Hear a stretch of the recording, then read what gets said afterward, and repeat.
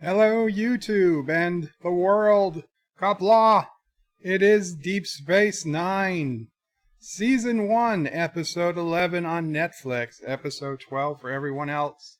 Vortex, live review / rewatch / commentary. Yes, Vortex. It is Deep Space Nine today. And sorry about that. Sorry about that echo. We should have that fixed up in a brief second. There we go. Echo should be gone. And what do we got here? Joseph Patrick was a minute early. Welcome, Joseph Patrick. And he says, "Hi, Joe. When do you plan to start?" And I wrote now, just as I went to hit the start of the broadcast. And then Thomas Potts was more technically first at a minute after I started. And Thomas Potts threw in a $1.99 super chat. "Fire torpedoes," says Thomas. Thank you, Thomas Potts. Although I don't think we're going to be firing torpedoes. In fact, actually, Alexa, fire torpedoes. Firing photon torpedoes. There we go. I forgot all about that. You got your torpedoes, Thomas. Sassy took a little. Sassy wasn't too happy though, so he might not be able to do that too many times. Thank you again, $1.99 super chat, Thomas Potts. And Thomas, I heard on Anti-Trigger stream that you'll be going away for a week or so. So that's fine. You can just pay your super chats now. For the week you'll be gone. And I think we'll be all set. This way you won't have to pay when you come back. And John Araki with a $1 super chat. Thank you so much, John Araki. It is greatly appreciated, my friend. And Anti-Tracker is here. He says, "Hey, Bird, you might want to check on your base. Thomas was actually testing our new torpedoes." Well, I wasn't on. So, and Commander Shutter has been nowhere to be seen. So unless Life with Matthew was on, I think you just admitted to a war crime. Of course, we were talking about space engineers. There is this live persistent space engineers server that Anti-Tracker is running. Hint, hint, obviously. That means that he has complete control. But if you want to be in the game and fight for the mighty and truthful and light, all the good things, Empire of Karoga, which is mine, you should definitely join. But if you're going to be I don't want to dehumanize the enemy, but if you're going to be, now dog is too good of a word, but if you're going to be more of like a snake, yes, a snake. Thank you, Mama. Right, a snake, and you want to fight for Turkestan, and that is not an insult to any real nation. That is the actual nation that Anti-Tracker chose. That is the name he chose. Out of every possible word in the English language, he chose Turkestan as the name of his nation in Space Engineers. So if you want to fight for Turkestan, and literally live amongst turds, then you can do that too. And you can go do that by going to antitracker.com and going to General Discussion Forum, and there'll be at the very top of the page will be a topic on how you get started with Space Engineers. So if you're interested in doing that, please do. And in the meantime, John Araki gave a $5 super chat. Says, "Just Cause Anti is here. This money could have fed a starving Turkestani for a day." Yes, in fact, $5 would probably have fed 3 to 5 starving Turkestanis. Their economy is just not good. Their leader of Turkestan, he takes all the money that comes into the country and he uses it on what's that? Hair gel. Yes, Hair products, all types of hair products. See, he grows out his hair as a way, because he thinks it gives him special powers. So 96.2% at last count of the Kurdistani GDP is literally just going to anti-Trekker hair products, where in Karoga, we simply just use a hat like this that says, oh, look, make Klingons great again. And yeah, that's all you need. Okay, who needs to spend money on hair products? Not in Karoga. We have our priorities straight. So yes. John Araki says Qapla. Life with Matthew says hello, bird. Welcome, Life with Matthew.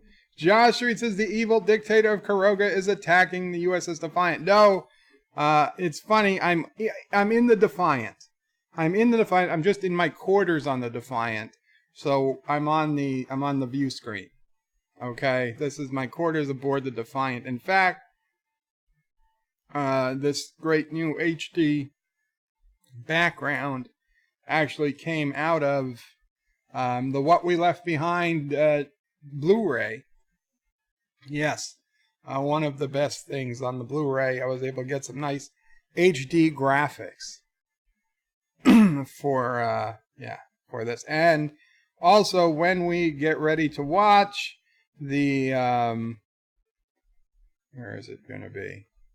You're going to see it right there. Yeah, right down over there is where the screenshots are going to come up when we watch the episode later in a few minutes. But for right now, we can take it down. Rambling Canuck says, hello, bird and all. Welcome, Rambling Canuck. I hope I heard you on your afternoon ramble today. I felt so bad to hear about your back. Obviously, Anti-Trekker knows it. Believe it or not, I understand it. Before I got sick and couldn't walk at all, I had a lot of back issues and a lot of pain.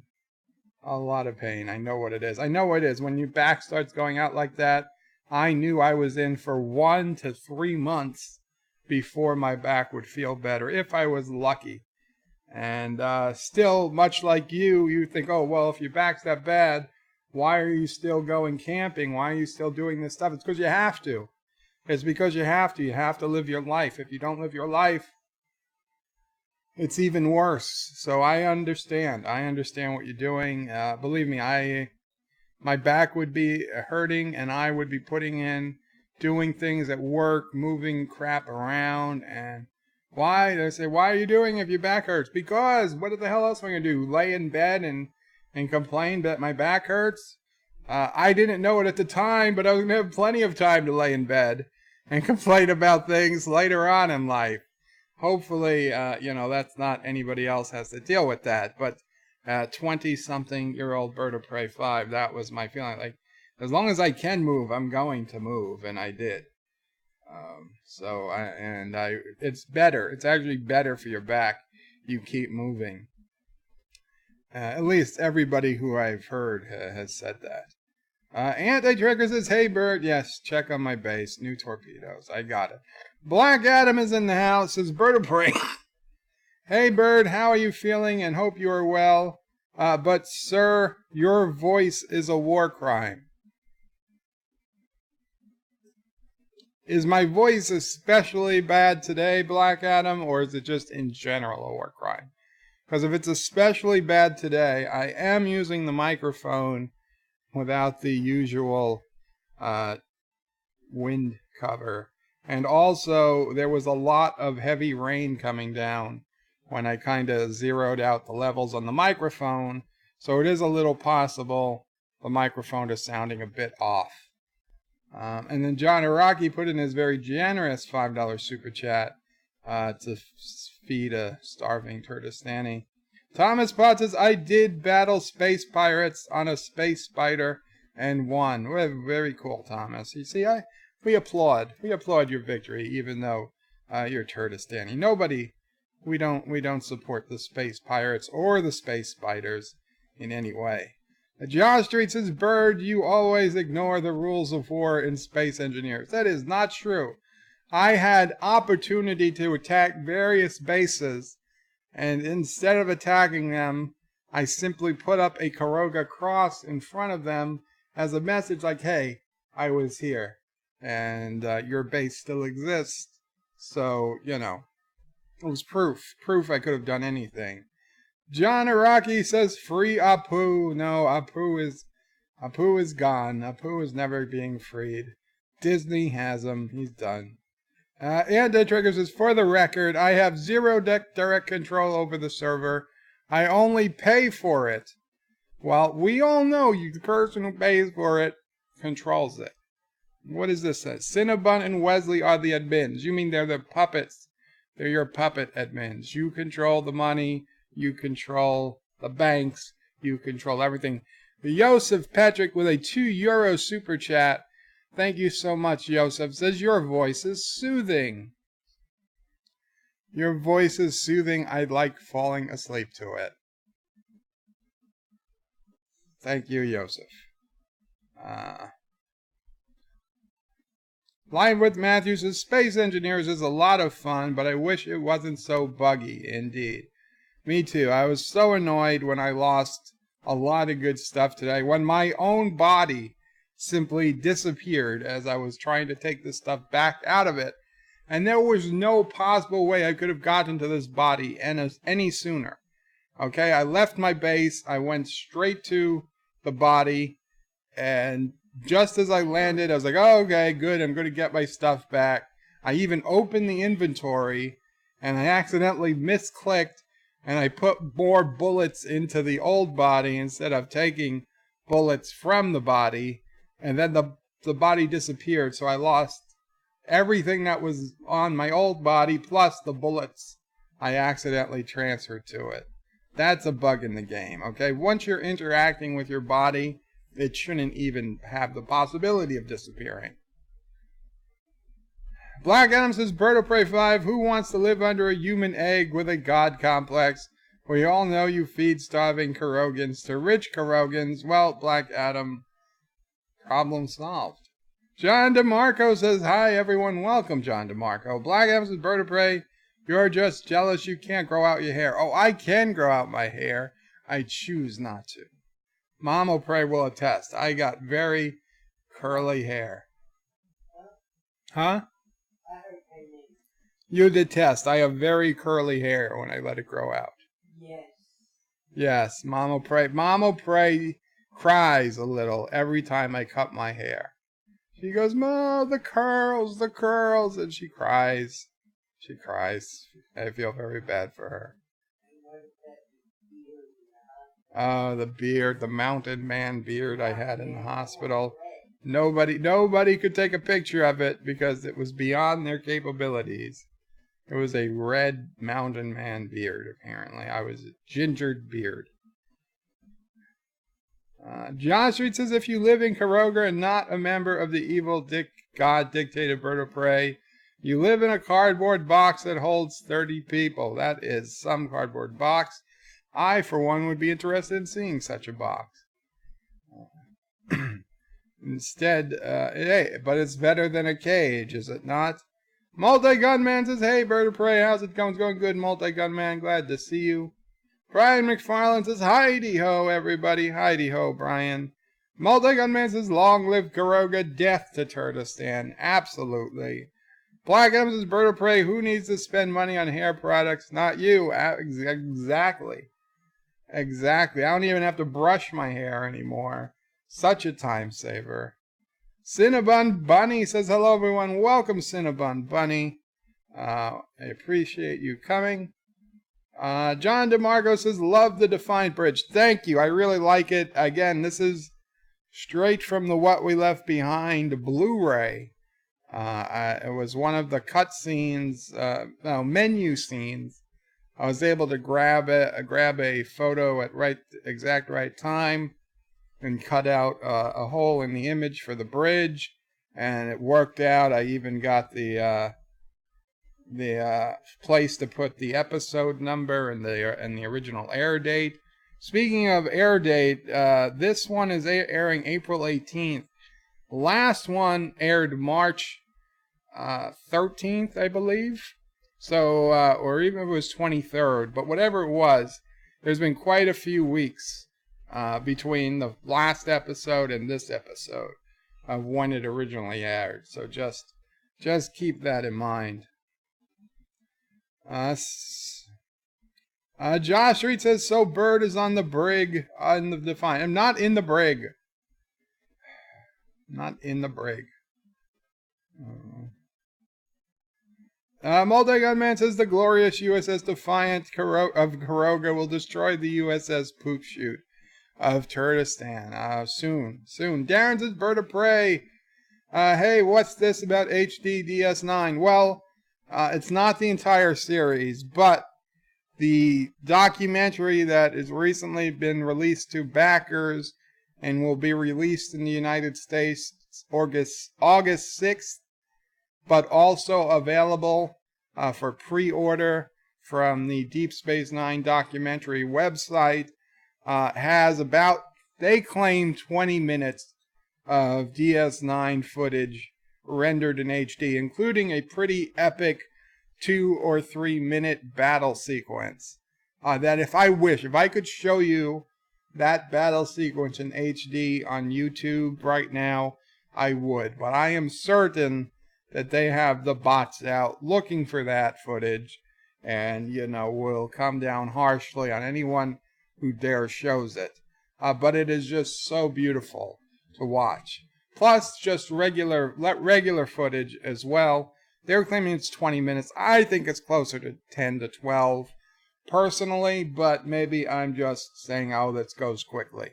But they got some 20 minutes of really cool HD footage, and this was actually, this screen came from a menu on the Blu-ray, so I adapted it like a Borg to work for my needs. Josh Street says, Multi-Gunman Bird is in the brig. I'm not in the brig. Stromore says, greetings, Birdo Prey 5, Mamo Prey 5, and fellow nerds. And, of course, he goes on to say, and greetings to Sassy, chaser of cats, eater of cookies, stalker of cardinals, defiler of cushions, and scourge of the squirrels, and destroyer of helicopters. So now we've got both squirrels and helicopters in it. Thank you, Shronwar, and you listened. I appreciate it. Multi-Gunman says, Josh Reed, for his own safety, those evil Turkestani double agents are everywhere. John Araki says, back problems. You shouldn't have taken that quarter of a year off on disability to focus on your back problems and insurance. You should have taken a quarter of the year off on disability to focus on your back problems and insurance. I'm not sure who that's pointed to, John or Rocky, but obviously I've taken a lot more than a quarter of the year. Although when I was working, no, I wasn't. I was still young. I was 20-something years old. And this was literally happening between 22 and 27, 28 years old. So you still have the energy at that time to just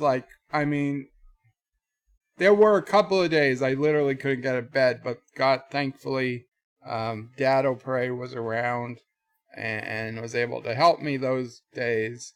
Those very rare couple of days I honestly couldn't get out of bed. But the majority of the time, it was just painful as heck, but I pushed through it because I was young enough to do so. I would not be able to tolerate that pain today. I just wouldn't be able to. And certainly somebody like Anti-Trekker's age, up there, closing in closer to 3 digits than to 2 digits, I can totally understand he can't take it. That's not a problem. And Rambling Canuck is also, he's younger than me. He's no spring chicken either. So I get it. But even he's still at the point where he can push through it.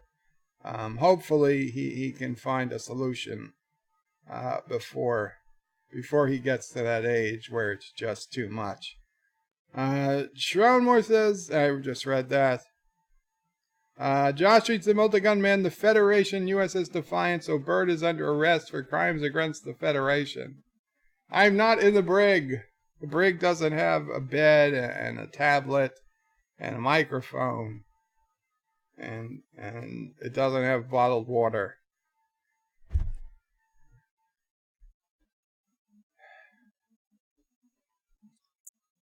John Araki says, Bird, I sent you a PayPal for a future bed live stream. Oh, thank you so much, John Araki.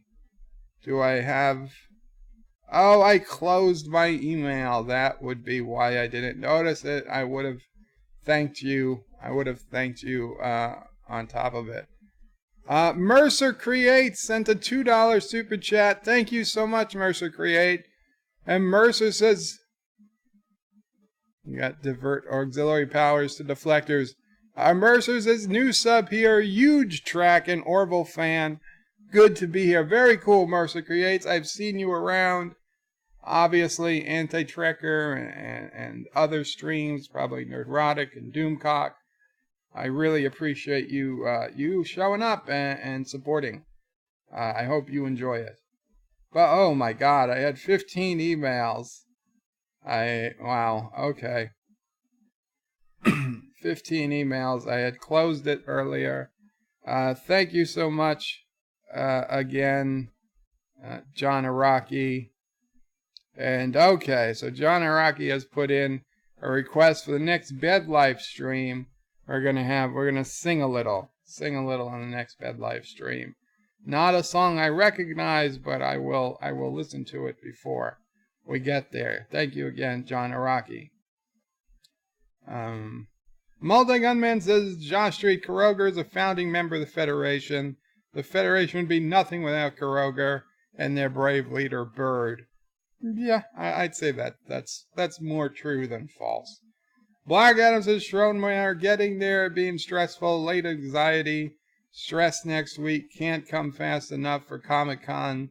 25 a ticket. 25 euros a ticket? That's not bad. Schroenmeyer says Bird of Prey 5, was that cross burning by any chance? No, it wasn't burning, and we remember the sheets. It wasn't a sheet. It was a pillowcase. It was an honest mistake. And no, the cross wasn't burning. There'll be no more questions. No. John Street says Multi-Gunman Kuroger isn't a member of the Federation. He's a member of the Cardassian Union. Oh, where do you come up with this stuff, Josh Street? If anything, we would be a protectorate of the Klingon Empire.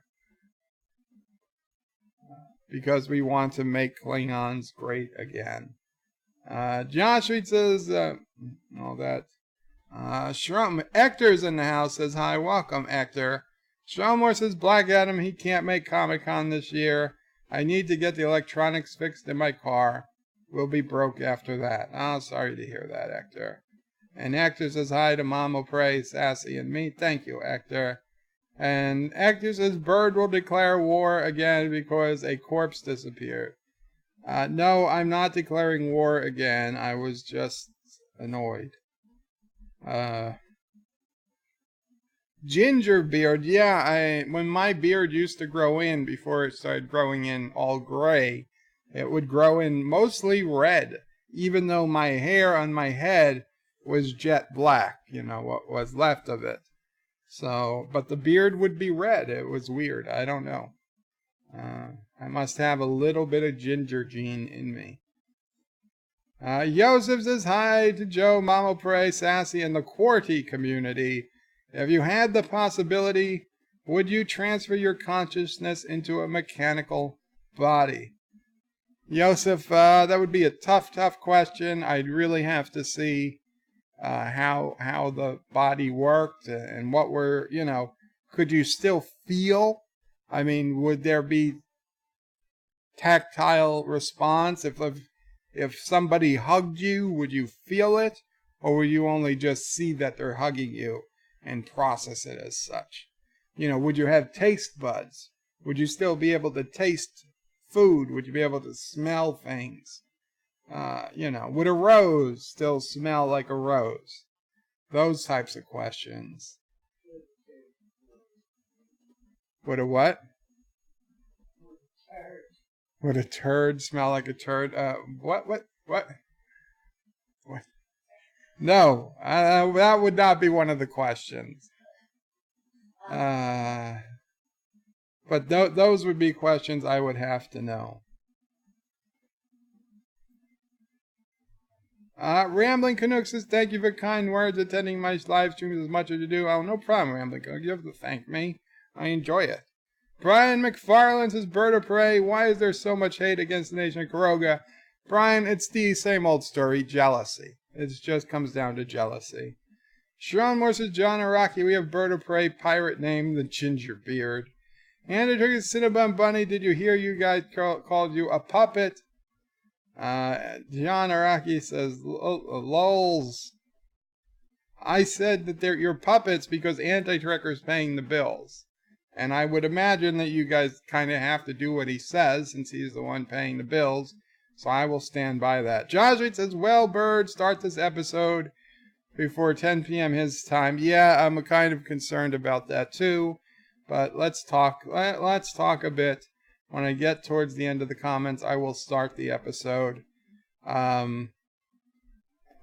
Definitely, guys, if you want my attention, use @BirdOPrey5. So I will most definitely get to your comments. Or of course, super chat, that's fine. Or chat via Streamlabs, that's fine. That'll all work. You can get to Streamlabs at birdofprey5.com.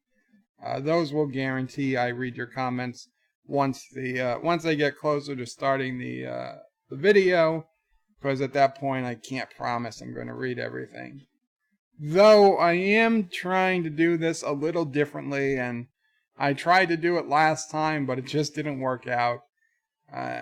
It's very hard for me to just sit and say nothing for a minute while I watch something. But rather than reading through exactly what's going on in the entire episode, I want to do this more like a live commentary than a play-by-play review of what's going on.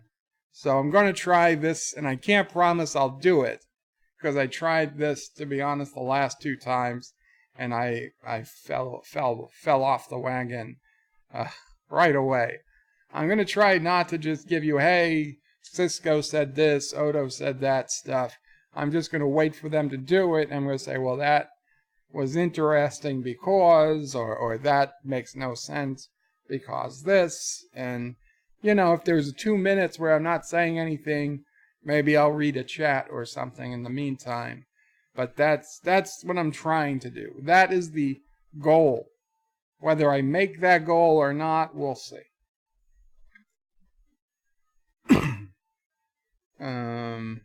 Where are we? Joseph says, I spend €20 monthly on a haircut. Here it is, a nice chunk of money. When I used to get my hair cut, I mean, that was way back in the day. And we would usually give, what was that like? I think the haircut was like $10, and we'd give another $10 as a tip. It was the old Italian guys. I mean, I used to go to old Italian barber.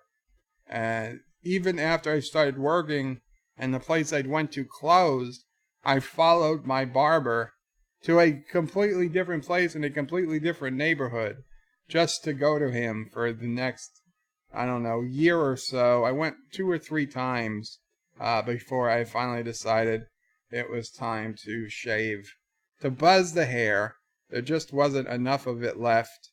I mean, he was doing his best, but I buzzed it, and unfortunately, I never saw him again. I hope he's okay. He's probably dead by now, in all honesty. He was an older man.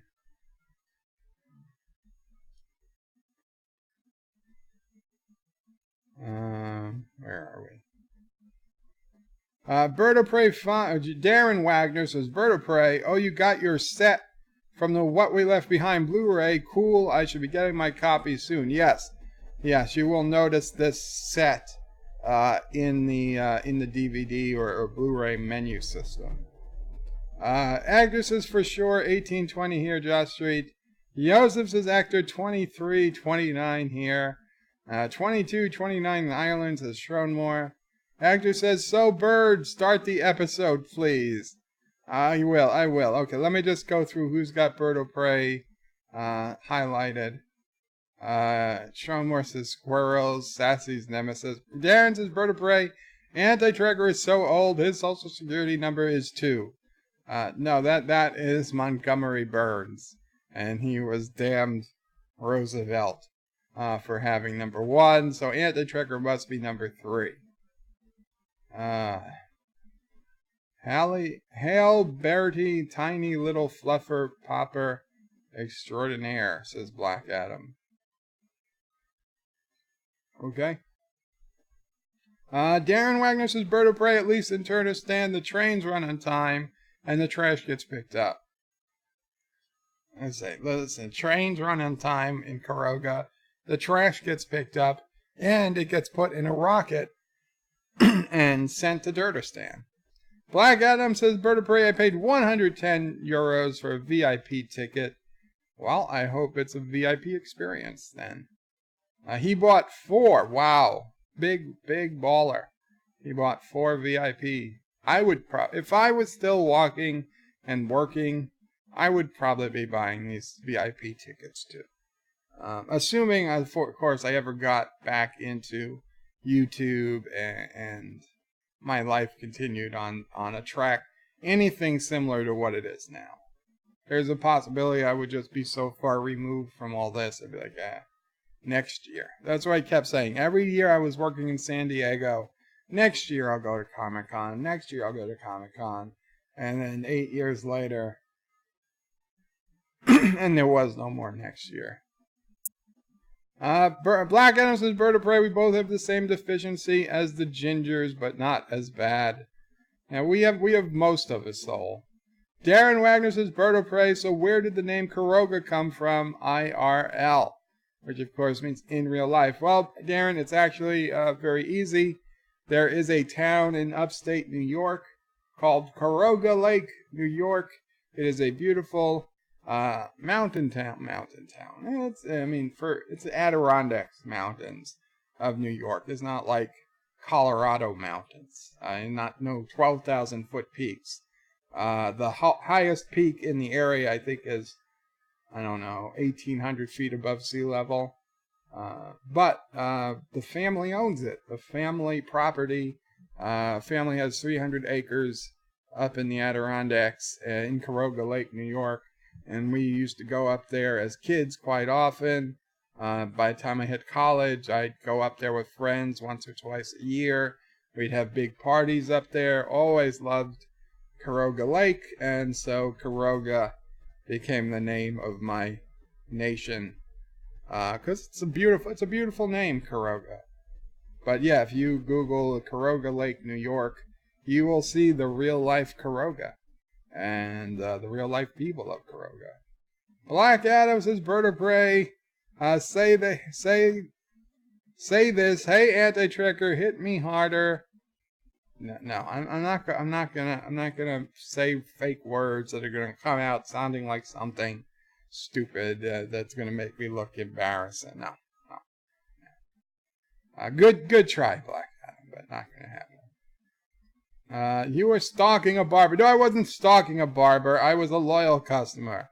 Multi-Gunman says Bird of Prey. I ordered DS9 documentary. I'm excited to watch it. Very cool. You're going to love it. Mercer creates his Bird of Prey. I love how they say, oh crap, on Orville when they get shot at. Sci-Fi Guy says Qapla to you in chat. Welcome, Sci-Fi Guy. Andy Durgan says, wow, Bird, you even stole the name of your country. No, I didn't steal the name. I honored them.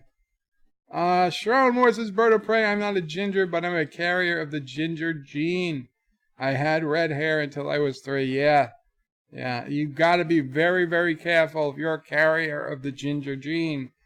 If you ever marry or have kids with a full-on ginger, you're basically damning your children to a lifetime of soullessness. So that's just something we all have to be concerned about. Mr. Miles says anti-trick or check your stuff. And Black M says bird of prey, those are real words. They don't look real to me. Darren says bird of prey, I'm sure that What We Left Behind Blu-ray is only going to make me miss Paramount Star Trek even more. Yeah, you know what? It was good to see a Paramount logo again.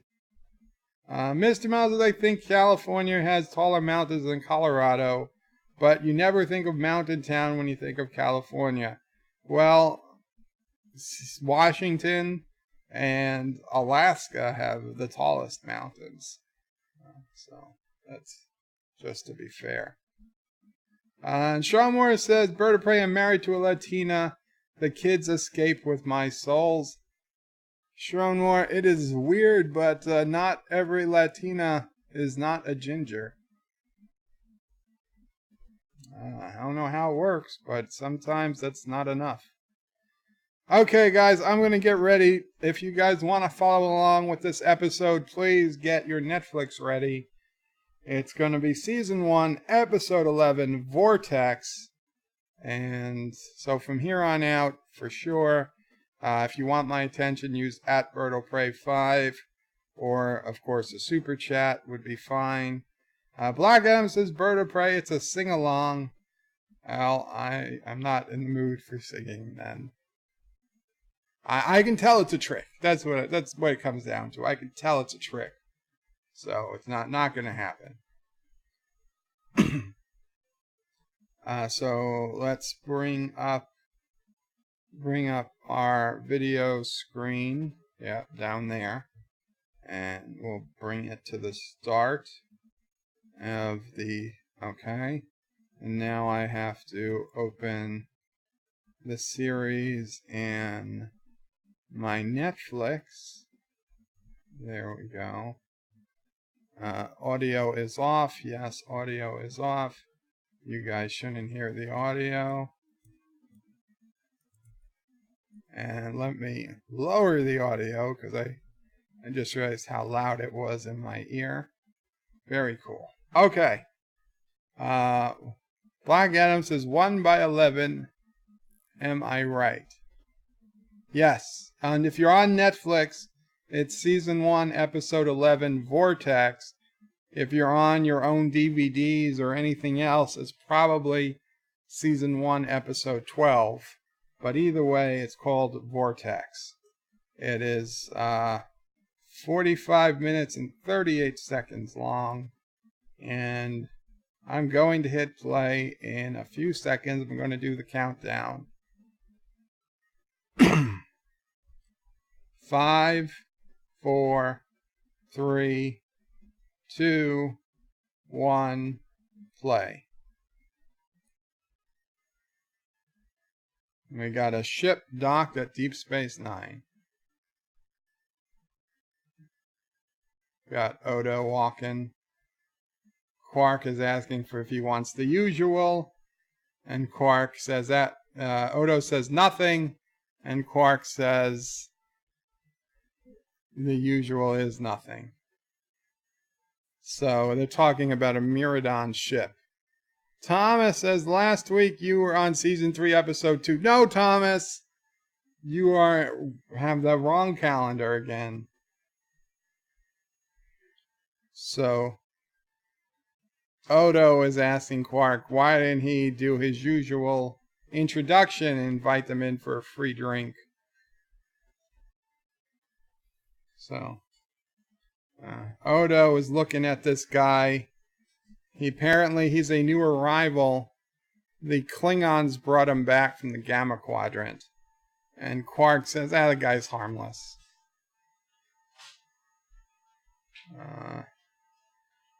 So Odo is asking, how does Quark know so much about him? Quark is saying, well, he talked to me. I'm his bartender. And Odo says he didn't want to talk to Cisco too much. And Quark said, who wants to talk to Cisco? It's all scared. They get scared. So Odo's like, I wonder what he has to be scared about. And then a couple of other mean-looking aliens walk in. And Odo and Quark both look at the door. And they know there's trouble brewing. There's the back of Morn's head. A pair of twin Myrmidons just came in and looked at Quark, Odo says. Quark is saying they'd probably just want to use Apollo Suite. And Quark is saying paranoia must live in your species, Odo. That's why nobody's ever seen another shapeshifter. They're all hiding. And now Quark demands Odo order a drink or vacate the premises. And yeah, Quark does a growl at Odo. The old Ferengi growl.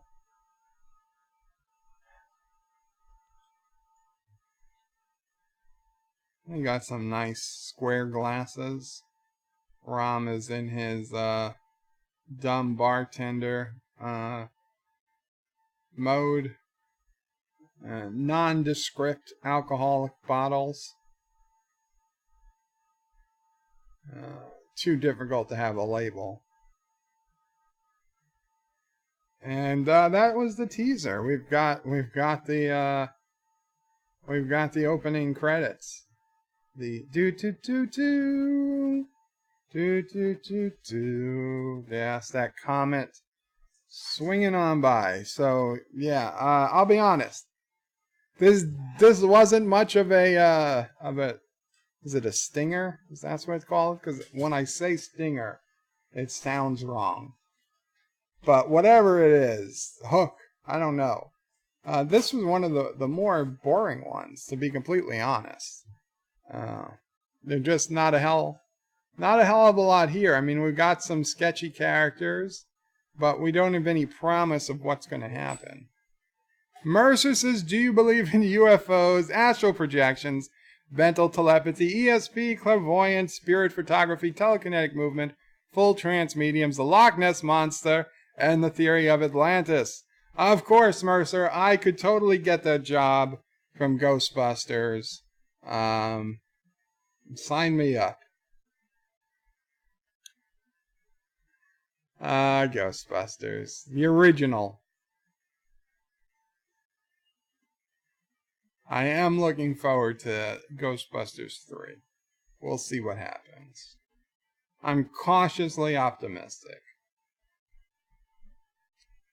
Life with Matthews is Bird of Prey. How is it that no one ever notices Odo shape-shifting in the middle of a bar? Did he shape-shift in the middle of the bar? I didn't notice him shape-shift. Usually Odo doesn't shape-shift when he's in public, unless he has to save himself. Yosef says, okay, soothing voice will put me to sleep. Sing the theme, I am woke. Okay. So, Rom is delivering drinks, and they're talking about gold-pressed latinum, non-negotiable. So clearly they're making some type of business.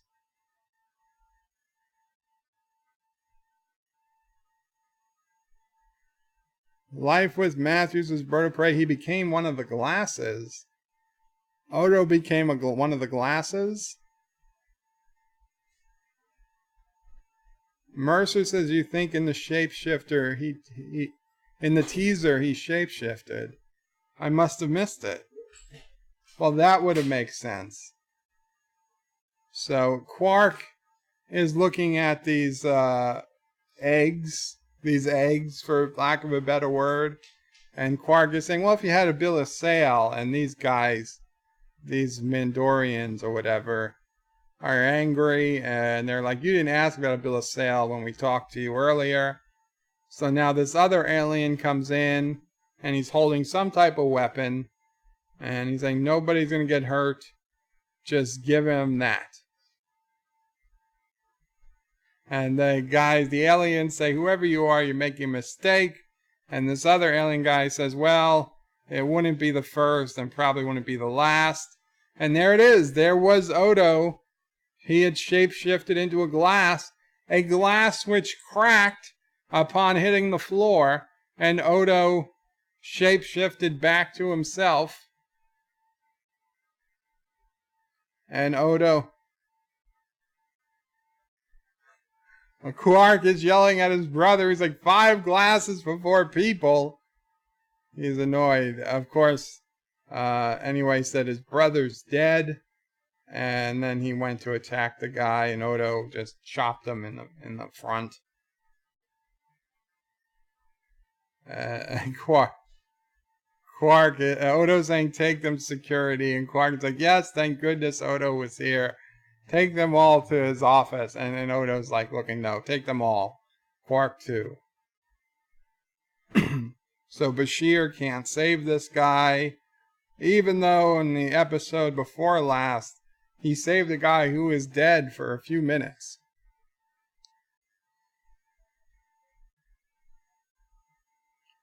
Black Adam says, Bird of Prey, I cut off Odo's head. Is he dead? Or do you have 2 Odos? Well, he's not dead, nor do you have 2 Odos. You just got to wait for them to squeeze back together. So this guy is saying that for his species, it's not just a twin brother. It's like a part of him that died. And Odo is saying, well, he should have worried about that. You guys should have been concerned about that before you were dealing in stolen merchandise. And this guy is saying he wants to deal with the guy who killed his twin. And he's in physical pain from the death of his twin. Cisco saying,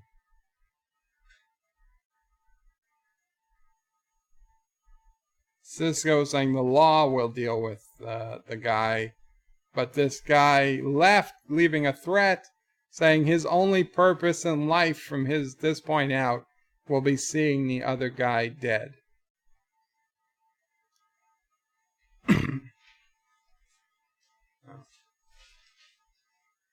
So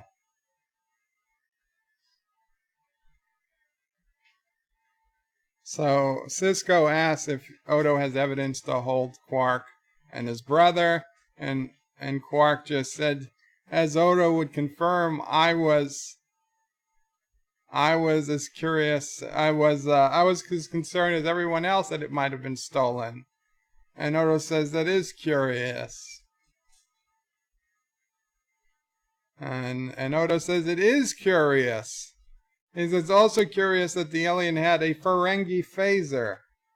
And so now Odo is saying that basically Quark got that alien to hold them up so that he could get the item for free, basically.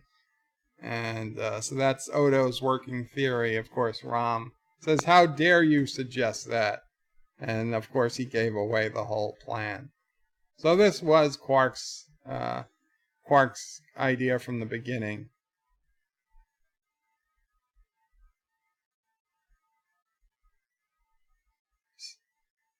So the guy is asking now, don't you feed your prisoners? And Odo says, what, killing a man doesn't affect your appetite? And the guy says, well, it's either him or me. And if he had killed me, I wouldn't be hungry.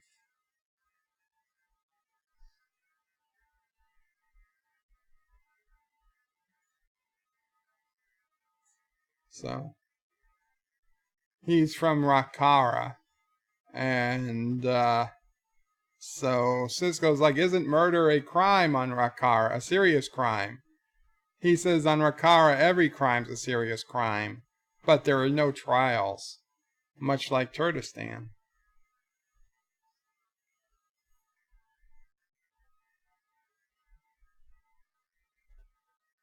So this guy says he's never heard of a changeling with such versatility. So Odo says, a what? Because this is the first time Odo's been called a changeling. So Odo's saying, you've heard of other shapeshifters in the Gamma Quadrant? And this guy says, haven't they come through the wormhole yet? I assume they did. And Odo's saying, he's lying. He heard me talking in the bar. And this guy says, well, maybe I heard a little, but shapeshifters are harsh in their judgment. He can tell you where he met someone just like him. So he knows Odo is alone. And he knows that, because he heard Quark yell about how nobody's ever seen another shapeshifter in the bar. So the guy is already using this on Odo as his way of getting to Odo. So Dax is here. Dax and Kira, they threw them in. Kira is saying that they're going to thank him. They're going to thank them for returning this guy, or keeping him, because he's probably committed all sorts of crimes. So Dax is saying it's not going to be hard to find the planet Rakar where he's from. There's not too many M-class planets in the area. They have the logs. So that's all good. So Sisko's concerned that that other alien Matadorn species is there, that this prisoner is in danger, and he doesn't want to have to tell his people that their prisoner was killed while in his custody. So Odo's back at Quark's. Quark is like, you stopped in to see if I'd run away? Now they wanna talk about the guy in the brig. Mercer says, my cat is in charge of what Trek episodes I watch. That's as good a reason, as good a system as any. So now Odo's saying Morn told him something, and Quark is saying Morn should keep his big mouth shut. So Odo wants to know what they were talking about, and Quark is insisting that they just were being friendly.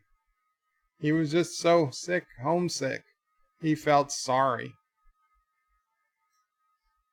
So Quark was saying, I was just trying to be kind, and Odo says, there's no profit in kindness, and he's right. But of course, Quark is still trying to be off of it. So Odo wants to know, why was Quark making inquiries into finding a ship to go through the wormhole? And Quark is like, that had none of your business. That had nothing to do with this. Quark is demanding Odo keep his voice down. And Quark says they talked about nothing but business. Inconsequential. But Odo's asking Quark, did he say anything about his home world or any other species in the Gamma Quadrant? And Quark is saying no. So now these other Madorians and their crew are blocking the entrance to Odo's office, which I tell you, Odo's office seems to be a flashpoint on this station. It's the second or third time this season that people are gathering outside Odo's office. So this guy is saying that he can't leave until he kills the guy who killed his brother, which of course is very reasonable. And of course, so Odo just says, we'll get back to your ship. More or less. And they all go back to their ship.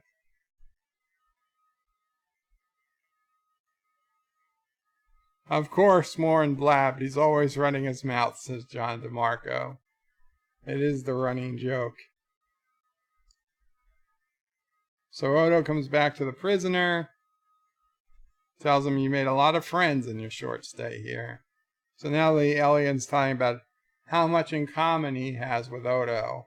They're both aliens, the only ones of their kind. Each of us is alone, isolated. Shut out. Oh, it's my heart is breaking. So the guy is saying he's always wondered why changelings were so distrustful of other species.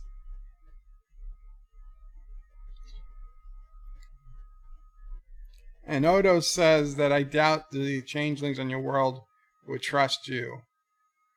And he said, of course not. There are no shapeshifters on my world. And Odo says, you just said that. And then he said, no, you implied there were. And the guy says, but there was at one time. But they were persecuted and driven out. So I gotta say, what we later find out about the changelings, this might not be a complete bullshit story.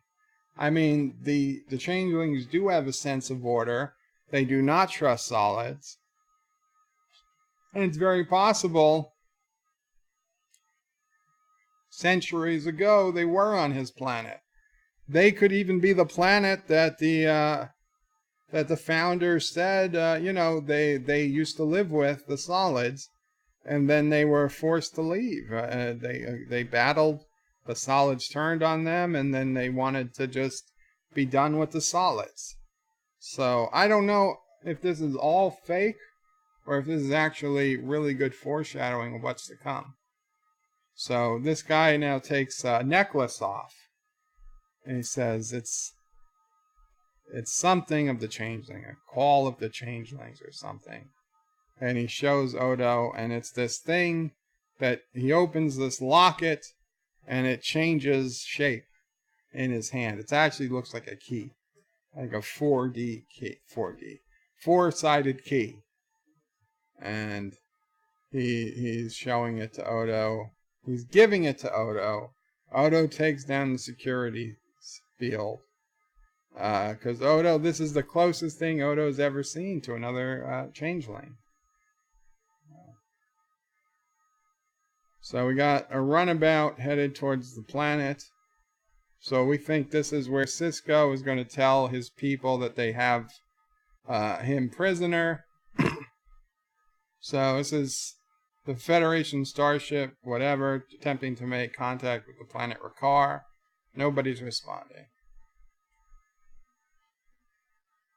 Now Cisco's saying, one of your people committed a homicide. We have him in custody. His name is Croden, and that got a hail from the southern continent. And this is the Exarch of the Helic province. He says that he wants the guy transported to hit that location. And Cisco says, well, we don't have him. He said, you just said you had him in custody. He says, well, we do, but he's on our space station. And he says, we're from the other side of the galaxy. He's like, we know about the wormhole. We just don't want to go through it. So this guy's being demanded, this guy being returned. And Cisco's saying he's going to be tried for his crimes on our station. And this guy said, tried? He's already been tried. And he's guilty of tons of crimes. He's like, return him, and I assure you he'll be punished. So Cisco's trying to tell him that we're not going to return him. He's going to stand trial. This guy's saying, I don't care about your rules. I don't care about your society. If you respect our rules, you will return him to us. And the guy's pissed. And Cisco actually agrees. Cisco's going to return him, which is kind of strange. Mr. Miles' Bird of Prey, the rogue planet in Enterprise with the shapeshifters that were being hunted as the ultimate sport. Do you think they could be connected somehow to changelings? No, those were not changelings as we know them. If anything was connected to the shapeshifters, it's that being from Star Trek V that was in Aurora Pente.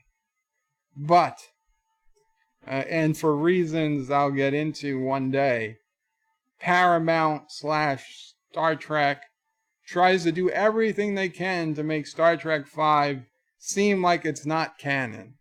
So I don't, you know what, anything that happens in Star Trek V, as much as I don't hate it as much as other people, I have to basically say Star Trek V isn't canon. Because nothing that happens in Star Trek V, more than any other movie, is ever referenced again, or the only time we finally saw something from Star Trek V, of all the places, was in a Star Trek Discovery episode, where they had a What was it? Wait, was it Discovery or was it a J.J. Abrams film? But it felt like it was very recently, where they had a Star Trek V cast photo in Spock's. Okay, no, it was Star Trek Beyond. It was Star Trek Beyond, I guess. They had the Star Trek V cast photo in the dead old Spock's belongings. So that is like so weird that would be the first time they would even acknowledge Star Trek V happened. So anyway, in the meantime, this alien's been trying to convince Odo that he's the one that can bring them to the place where they got this key, and he can finally find other changelings. Thomas's Bird of Prey 5-6 head to Klingon prison. Don't. Yes. Yes. You're absolutely right. Never mind, and it was the JJ verse. Mr. Mouse's Bird of Prey, I'm not saying they are changelings, more of an offshoot like Neanderthals and humans in a sense. I don't know. I mean, changelings seem to have been a Gamma Quadrant species. Seems very unusual that Enterprise would come along and find any species even remotely related to them. Plus, I mean, there's no reason why you can't have multiple changeling species throughout the galaxy. I mean, there's certainly multiple humanoid species. They're probably not the only place in the entire galaxy where beings able to change their shape evolved.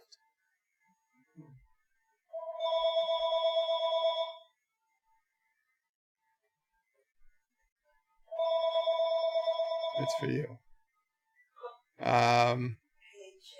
Mr. Miles is Bird of Prey, a rogue planet. The fact that it was a rogue planet, though, it could have started anywhere. A rogue planet is like a sublight starship, always on the move in space. I understand what you're saying, but a sublight starship moving at sublight speeds, could it really have come from across the galaxy? I don't think so. That would have been a journey of billions and billions of years. Possibly longer than the galaxy itself has been around. I just don't think it would support life that long. I mean, honestly, a rogue planet shouldn't have had any life. It should have been frozen solid. So anyway, Odo is taking the prisoner back. Odo's taking the prisoner back to his planet. Sisko demanded he do it. They also had to sneak him out because that other species was waiting for him to leave. So they sent a freighter out and let Odo sneak away. So they told Odo he was going to be on his own because this other alien species can outrun their runabouts. So Odo is saying that he knows what crime he's been guilty of on his world, that he talks too much. Wesley says, Bird of Prey, hi Bird, here but not here. Anti-Trekkers is breaking news. Bird of Prey thinks it would take billions and billions of years for a ship moving sublight to cross the galaxy. Yes, I do. And I'll be honest, sublight can mean any speed from 0 to 0.99999 light speed. And obviously I meant the slower end of that. So now this guy is saying on his homeworld, the punishment for being an enemy of the people is the death of his family. So now Odo is starting to believe him.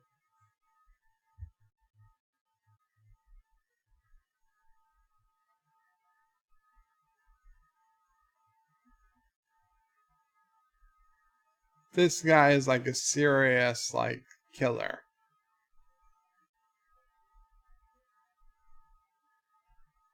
So Odo doesn't believe him.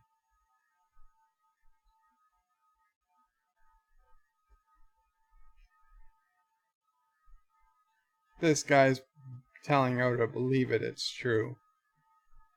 His return is going to be celebrated. They're going to be very grateful. The changeling will be a hero. So Odo's saying if he doesn't stop talking, he'll just sedate him the rest of the trip. Mr. Miles says, Bird of Prey, how many times have we seen a bizarre alien tech that could send ships, planets, and other large things clear across the galaxy? Yes, we have, Mr. Miles, and it's certainly possible. It's within the realm of possibility that they are related. But to me, the easier explanation is that they were just a separate species that evolved some type of, changeling-like abilities. I don't honestly think that there's a relation. Just because two aliens look alike doesn't mean there's necessarily a relation. Mr. Mouse is Q, the aliens from Void Passon. Yes. Bird of Prey, but this is Star Trek Capital. And I agree, Mr. Miles. It's absolutely within the realm of possibility. So now this alien is trying to get out of Quark the info he knows about the guy. And Quark is saying that I think Odo took him. So now they know. So now they're gonna look up whatever info he has. Because he threatens Quark's life, and Rom has some type of memory stick that Quark is going to put in, and it's going to tell the aliens where his planet is, where his home planet is. Quark is trying to say it wasn't clear where it is, but the alien pulls Quark away. And he says the coordinates are very clearly stated in the log entry. That guy says, one more thing, you better be telling me the truth, or I'll be back to finish this. And he lifts Quark up by the neck. Power move right there.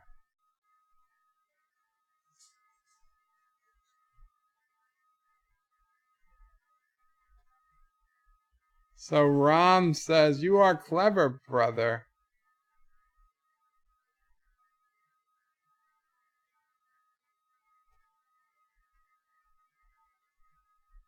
Rom tells Quark he's clever. Now this guy's going to get rid of Odo and the other alien. And Quark says that's only if Odo doesn't give up the prisoner. And Quark is saying, Odo would never give up his prisoner. But he's really afraid he will. So Cisco comes in to Ops, and O'Brien is saying the Mirador ship is leaving the station, and Kira is telling them to please stand by for departure instructions. Cisco's trying to delay them, but the runabout is still 5 hours away from reaching Makara. Kira is trying to tell them they're in violation of Bajoran shipping regulations, but the ship is gone. The ship headed right to the wormhole, and that's it. Nobody can chase them because they don't have any ships that could possibly catch up to them.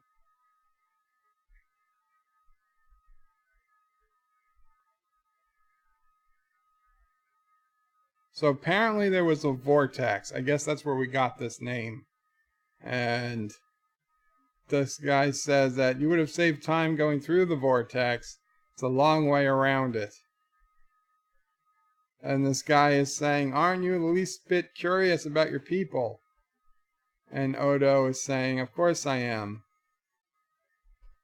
And this guy is saying, they don't maintain a humanoid shape, Odo. They're too proud to assimilate. So it really sounds like this is the planet that the founders came from. He said, but they treated me well enough. They have a decency of justice. And this guy's saying, Odo, you're one of them. You have the same decency of justice. It is surprising that this seemingly con man is actually so right on into is so right on as to what the founders were. So now the runabout's being attacked, and it's the Matadorn vessel. It's being hailed.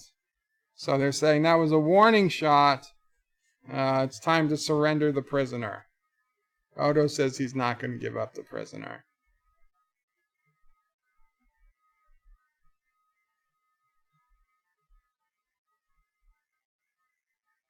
So they're attacking. So Odo's ordered the computer to do evasive maneuvers. And the other guy's saying the computer's not going to outsmart him. So this guy is saying, give him the controls. He'll get him through the vortex. The ionized gas will fool their sensors. So he's saying, Changeling, stop being so paranoid. So Odo releases him to let him fly. So Odo is putting his life in his hands. So that's it. The runabout is headed towards this vortex, which I assume is kind of like a mini wormhole. So Odo's saying, why are we slowing down? And this guy says the vortex has, gases that could explode. We gotta slow down. Odo says, you really have been here before. And this guy says, well, sometimes I do tell the truth.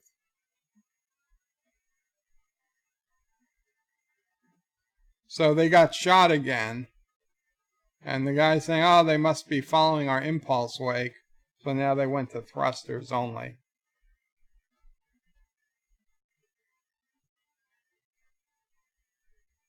So this guy's going to land. He's saying that we're going to land. And he's actually telling Odo, looks like I'm going to take you home after all. So we're supposed to believe they're landing on Odo's home world. And of course it goes to commercial. Mr. Miles says, remember the episode of TNG, The Chase? Turned out the Alpha Quadrant species were related. Klingons, Juvens, Romulans, and some others all share DNA. Yes, Mr. Miles, I do remember it. I do. It was one episode. Does that mean every humanoid species in the entire galaxy is related? I don't know we can draw that conclusion.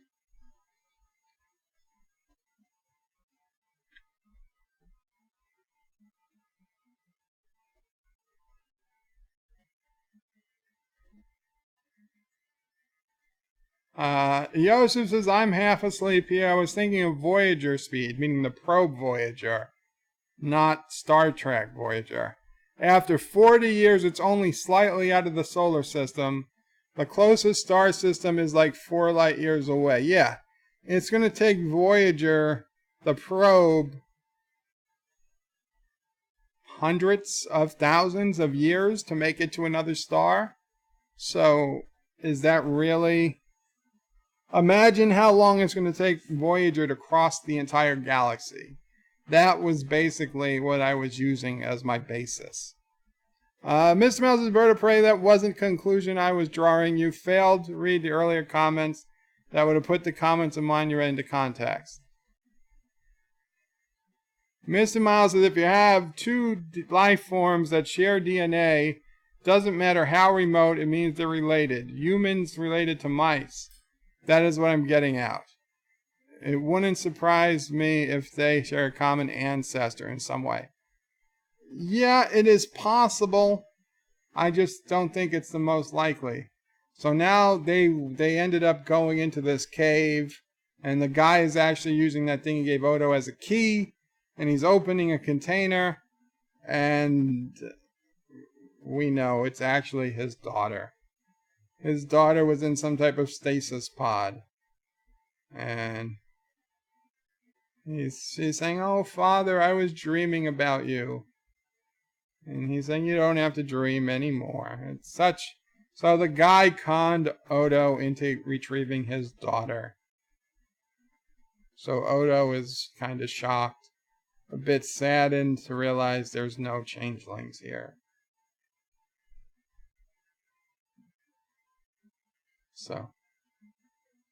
So now this guy is talking. He says, "This is Odo. He's a security officer." The girl runs away a little, and he's like, "No, he's not going to hurt you." He's like, "You're going to take her to a place where she'll be safe." And he looks at Odo, he says, "Won't you?" And Odo agrees. He nods. Yes, he'll take the girl. The girl is innocent. So the girl asks, "Well, where are you going, Daddy?" And he says he's going home. And the girl says, "You can't, they'll kill you." So now people start firing on the caves. Rocks are falling. And Odo gets hit by a rock and gets knocked out. Now, I gotta say, this is not Odo. This is bad writing. Okay? Everything we've ever learned about Odo, it's near impossible to get knocked out. Okay? He should have just liquefied when the rock hit him and let the rock fall right through him. You can't knock out a changeling by knocking him with a rock. It makes no sense. We've seen Odo, get bullets go through him. And, somebody maced him in the first episode, a giant metal mace to the face. And Odo's face just turned into goo and it went right through. And then he went after the guy. It is impossible for Odo to be able to be hit by a rock. And further, for this guy to carry him back to the ship. And he tells Odo he's heavier than he looks. And Odo says, "You could have left me behind." And he said, "Don't thank me, I'm going to regret it." He hasn't been able to lose the people chasing him. So, but Odo, now here's the thing. Could Odo have been planning this all along? Could Odo have only pretended to have been knocked out? And to see what this guy was going to do, because perhaps Odo was already thinking that he was wrong about this guy. And I know, this isn't likely, but Odo could have taken the hit, pretended to have been knocked out, seen what this guy did, and he did come back for him pretty quickly. So Odo just played along and limped to the shuttle with him, and then woke up. And I was like, "Oh, this guy saved my life. I have to take that into account." That's a legit theory. And it's a lot better theory. It makes a lot more mechanical sense than Odo just happens to be vulnerable to falling rocks in this episode and never again. And never before. So they're asking Odo if he's prepared to surrender his prisoner. And Odo saying, "I have a full array of Starfleet weapons trained on you." And these alienists saying, "There'll barely be a trace of your vessel when we're finished with you." They're coming about. "Mr. Miles is bird of prey. Do you have any idea how long evolution takes?" Yes, a frickin' long time. If we go by what science has said, it took at least 1 billion years for single-celled organisms to evolve on Earth. And then another 1 billion to 2 billion years before the first multi-cell organism evolved. But once we got to multi-celled organisms, evolution kind of increased a hell of a lot more than you would expect, right? It's only 65 million years if we believe science, which, to be honest, I do not fully trust the science. But if we were to fully believe the science, and I've done blog posts on this, and I might convert them into a video. 65 million years, we're supposed to believe that mammals came from land, went back into the ocean, became all of the whales and the porpoises and the sea lions and all the frickin' mammals of the sea, and came back out of the sea, and eventually became all the humans, all the cows, all the goats, all the mammals on land as well. within less than 65 million years. It is complete and utter bullcrap. It just can't possibly have worked like that. 2 billion years for one mammal species to evolve, or a couple of mammal species to evolve? Yes, I take it. I get it. Anyway, what's been going on in here? Odo is going to tell the other aliens that he was killed when the photon hit them, and Odo is not going to turn the prisoner over. Odo has a heart. We learn Odo has a heart, and Odo is saying, "Don't thank me, I already regret it." Odo is turning them over to a Vulcan vessel.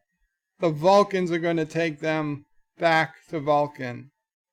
And so the aliens are like, "How are you going to explain what happened to me?" And Odo says, "I will tell them you were killed when a torpedo hit the asteroid." So Odo's telling him he's going to have to get used to living in an alien society.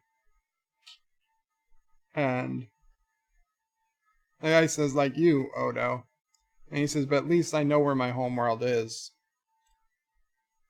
And someday maybe I'll go back there again." And then he gives Odo the key that's made out of the shape-shifting DNA. And he puts it on Odo's neck, and he tells Odo, "I hope you find your people someday." So the girl asks if Odo's really a changeling.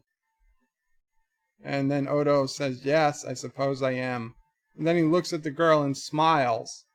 A painful looking smile, but a smile nonetheless. So Odo tells him to go on. They're being beamed to the Vulcan ship. And there it is. Odo beams them away. Odo, this is our very first thought that Odo has some type of heart.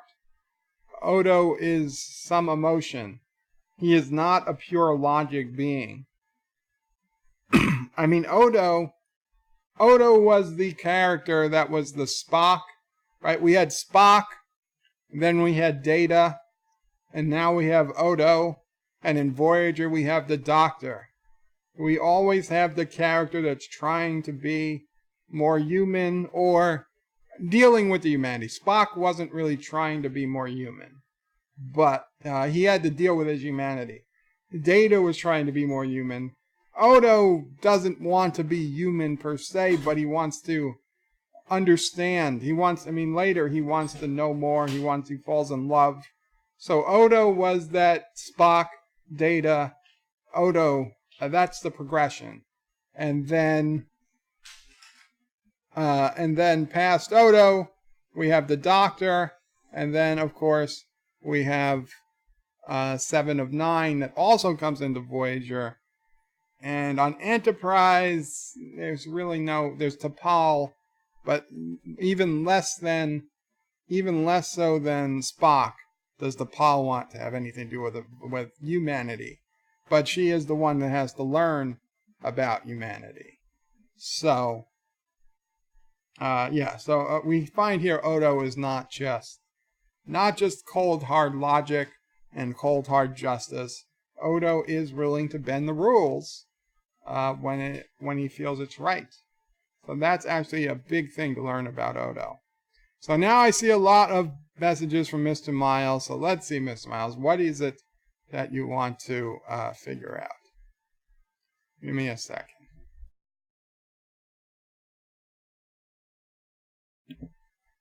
Okay, so here we are. Ms. Miles says, so the rogue planet could be the founder's original home. The aliens could be related to them the same way humans are related to mice, a common ancestor. Yes, Mr. Miles, I will grant you they could be related, but I don't think they are. We have no reason to believe it, and there's just simply easier explanations than the fact that the founder's homeworld somehow traveled from the Gamma Quadrant to the Alpha Quadrant 300 years before 200 years before Deep Space Nine, and Enterprise happened to run into it, and it was still had enough heat that it was still had habitable sentient species that was being hunted, It's possible. I will grant you it's possible. Anything almost is possible. It's just not likely, and it's not likely enough for me to even consider it in headcanon. But if it means that much to you, then you should believe it. Why the hell not? Make a book. Write a book about it. Somebody would publish it. Orville Nation. Orville Nation says, what up, Bird of Prey? Not much, Orville Nation. Thanks for stopping by. Glad you are here. Can't wait till we get some Orville stuff going on. Not a lot of Orville news lately, but I am patiently waiting. Mr. Mouse says, Bird of Prey, something about DS9 that never made sense to me. Odo's odd but human-like face was the result of him not being a great shapeshifter. Not being able to get faces right. Yes, that is canon. That is said that Odo always had trouble with faces. The ears, the face, yes. And the other shapeshifters, well, certainly the female shapeshifter kind of takes the Odo face. In fact, in What We Left Behind, in a deleted segment, the actor who plays Odo says that he thinks that the female shapeshifter used the exact same mask, that they just put an Odo face mask on the woman. They didn't even bother making a separate face mask for her. So we see when they want to just become humanoid, but retain their changeling identity, they look like Odo. But I suppose some more advanced shapeshifters, they are able to look perfectly human or perfectly Klingon. Obviously, these are shapeshifters probably even more talented than the female shapeshifter that we saw running the war. And these people probably trained for decades or centuries on how to get real humanoid shapes just right. And so they were able to become humans and become Klingons and become Cardassians and Romulans and all the other species. And yeah. Ms. Mouse says, so why does every other changeling take the same exact type of appearance? I think it's just that they, they feel it's their appearance. They want to be separate. They don't want, like the guy said, and they don't want to be humanoid. They don't want to look human. Okay, that's not. They would feel like they're cheapening themselves to look human. So they want to look like a changeling. So even as a changeling, as a humanoid, at least they have their own shape that humans really can't copy. At least not without surgical altering. So I can get it. Yosef says, Bird of Prey, your evolution theory is not correct. Sorry. Yeah, but I have to disagree. 65 million years is actually recent in terms of evolution. Exactly, Yosef. Exactly. Maybe I was off by a little amount. But, here, let me Google. When did the first whales evolve? 50 million years ago, okay? So if you Google, when did the first whales evolve?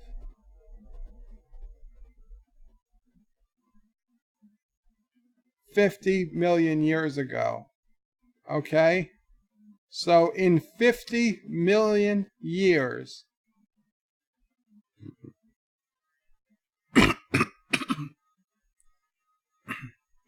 in 50 million years, there was a common ancestor.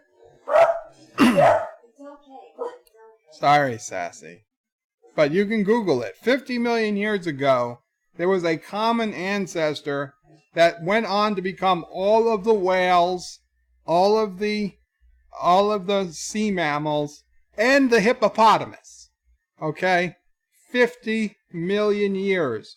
From a creature we don't even know what it looked like, to a dolphin, to Shamu, a killer whale, which I'll grant you, a killer whale just looks like a big dolphin with different coloring. But to humpback whales, to blue whales, to sperm whales, to blue whales, every single whale, and a ton of other species, including hippopotamuses.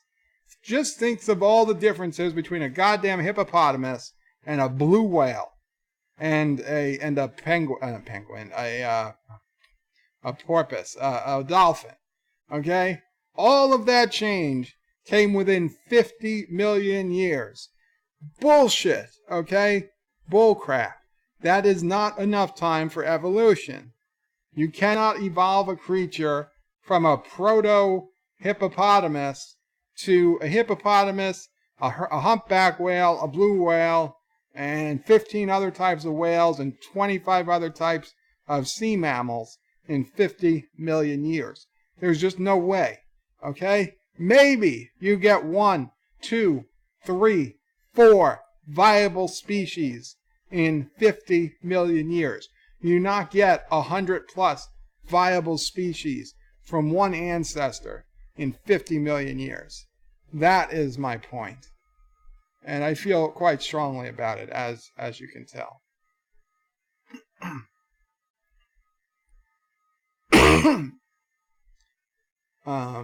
Black Adam says, Bird of Prey, Odo just wants to belong. Do you think Odo was corrupted by the Great Link after? I don't think he was corrupted, but I think he was, swayed. Excuse me.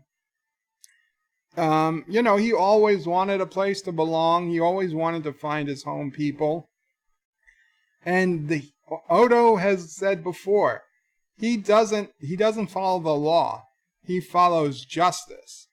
And I think his people, they feel what they're doing is bringing justice, is bringing order to the galaxy.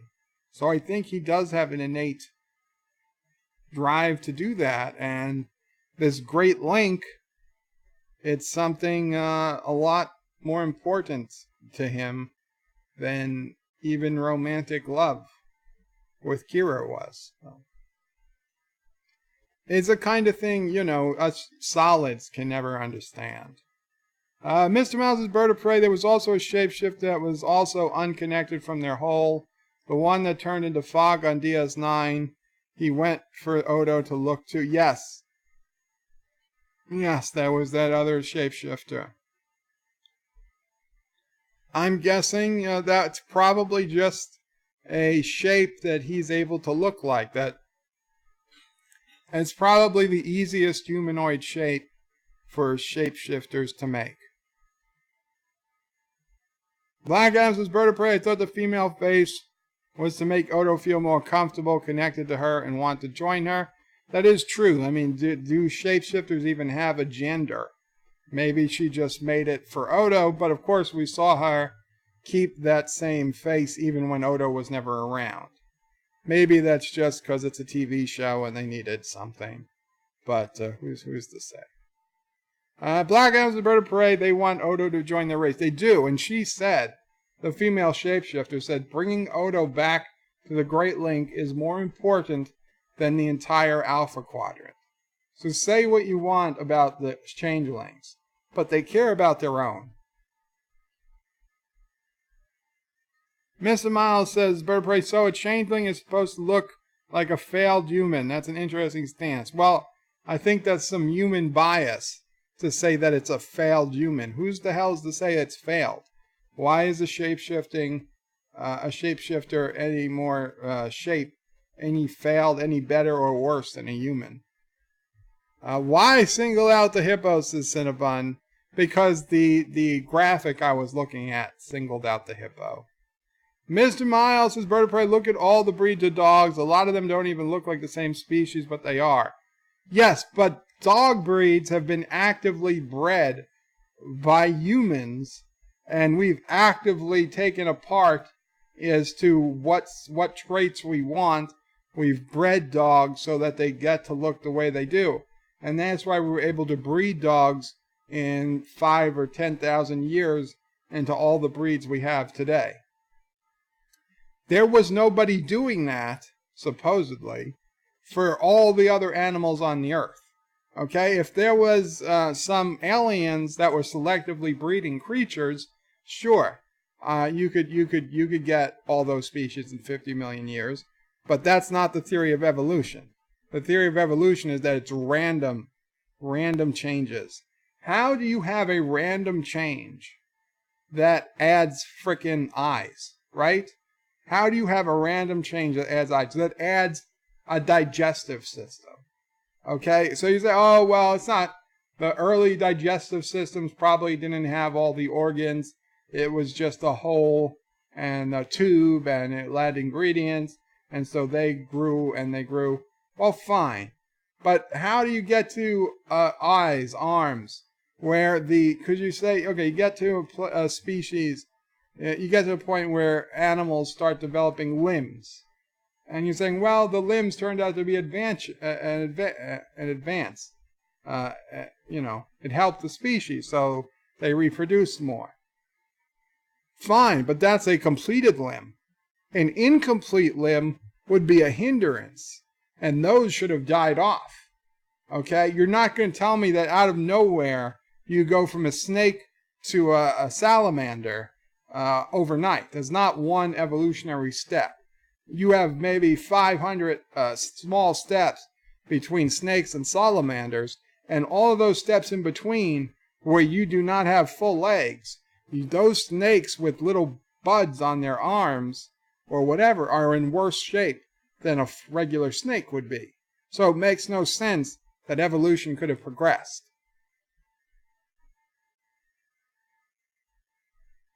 Mr. Miles' Bird Parade, look at the breeds of dogs. I just read that. Black Adam says whale flippers still have feet structures. I agree. But like I said, they should not have gotten that far. Mr. Miles says these are answers to these questions you have with evolution. There are spikes in evolution. It's not a constant thing. Sometimes there are bursts, so to speak. Look it up. I understand that there are spikes, and it could be due to gamma radiation or nearby supernovas or frickin' changes in the Earth's magnetic field. But it still doesn't, the math doesn't work in my head, Mr. Miles. That's all I'm saying. Mr. Miles' Bird of Prey, because Odo himself said that the appearance is a failed, botched human appearance. I don't think he said it's failed. He just said that that was what he could do. Mr. Miles says you don't understand evolution if you think it's random. The changes are random. Obviously, what gets kept is supposed to be what benefits the species. And exactly what I said. Mr. Miles says Bird of Prey, mutations are random. Evolution itself is not. I agree, but it still doesn't help. Wesley says, Bird of Prey, your evolution talk is interesting. Where is my popcorn? Black Adam says, Bird of Prey, it's called natural selection. The ones who have the best ones give their genes to the next generation. You guys, I'm going to try to find what I wrote out on this years ago, and if I can, I will make a video of it. Why not? You do not believe in evolution. I do believe in evolution. I do not believe that the current planet evolved as scientists would tell us it did. I believe on evolution works, but it's on a much longer scale than 50 million years to get from, to get whales and hippopotamuses and all those other things. It's more than 50 million years to get to human beings.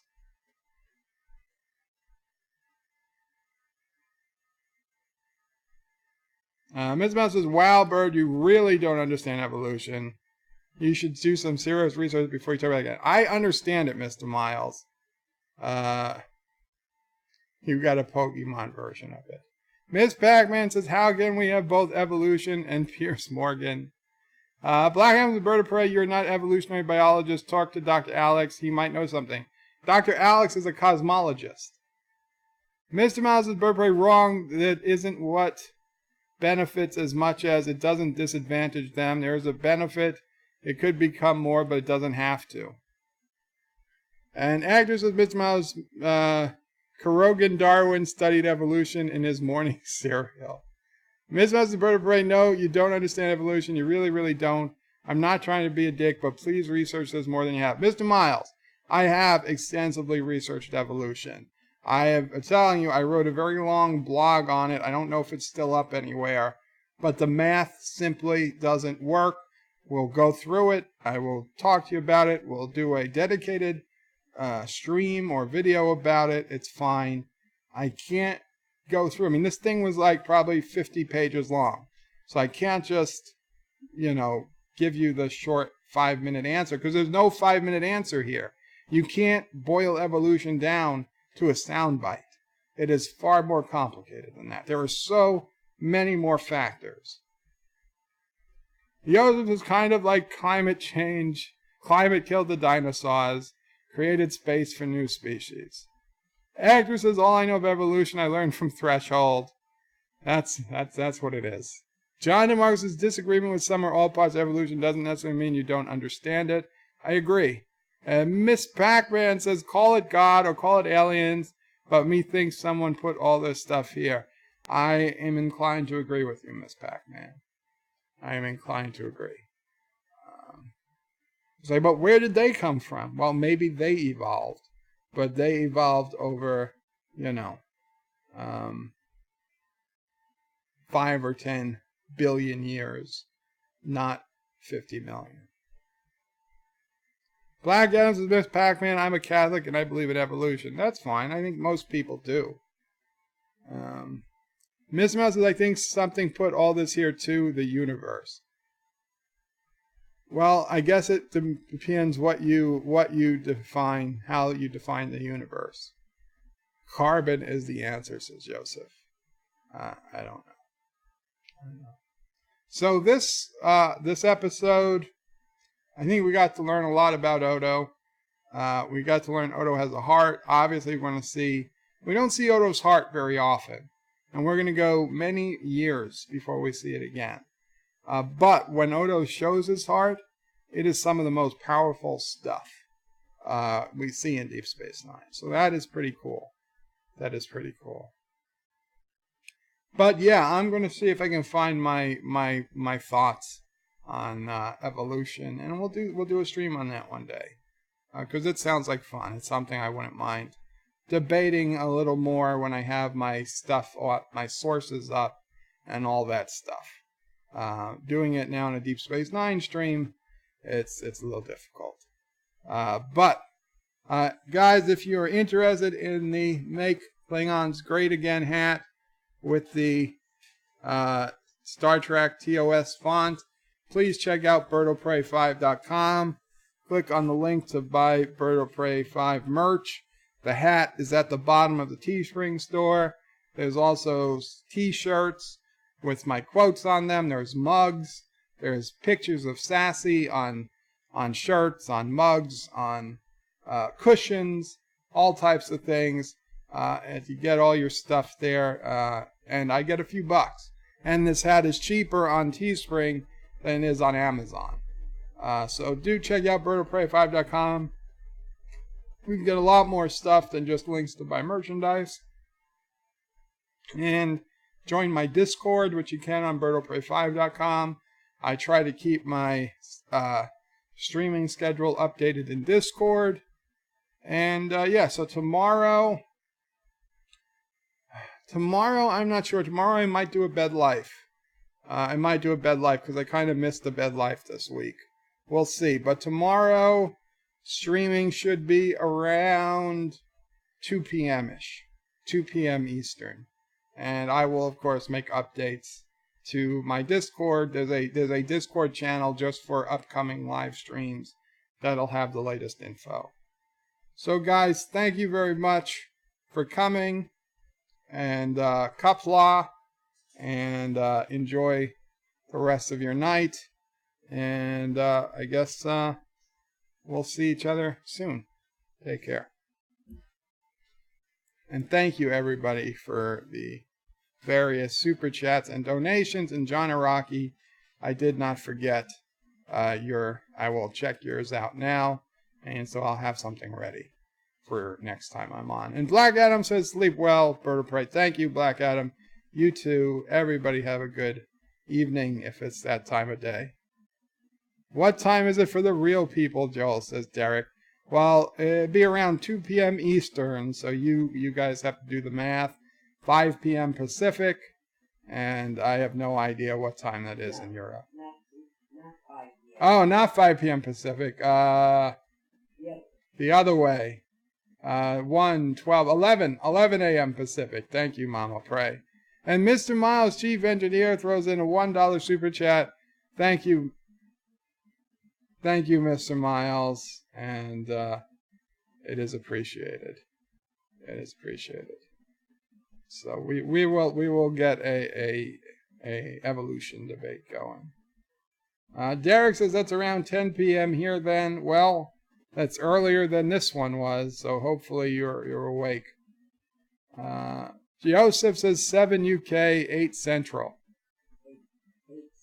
8 CET. I don't know what CET is because it's not Central. John DeMarco says catch you later. And Mr. Miles puts a link in. I will check it out. And Thomas says, my God, Bird of Prey, learn the calendar.